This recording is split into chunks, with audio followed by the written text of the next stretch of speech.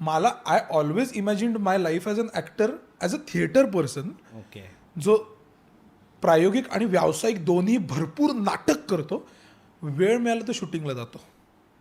जे आता इतकं उलटं झालंय उलट झालंय. की नाटक आहे, माझे 2 प्रायोगिक नाटकं तर चालू आहेत जी मी बसवली आहेत, त्यामुळे प्रयोगांनाही जायला प्रत्येकाला लागत नाही. म्हणजे वेळ नसेल तरी प्रयोग होऊ शकतो. बरोबर. पण shooting shooting shooting shooting shooting shooting असंच चाललंय. आय अज्युम की थिएटर तुझ्या खूप जवळचं आहे. सो आता तू कॅमेरासमोर काम करतो आणि थिएटरमध्ये इतकी वर्ष तू ऑलरेडी काम केलं आहेस.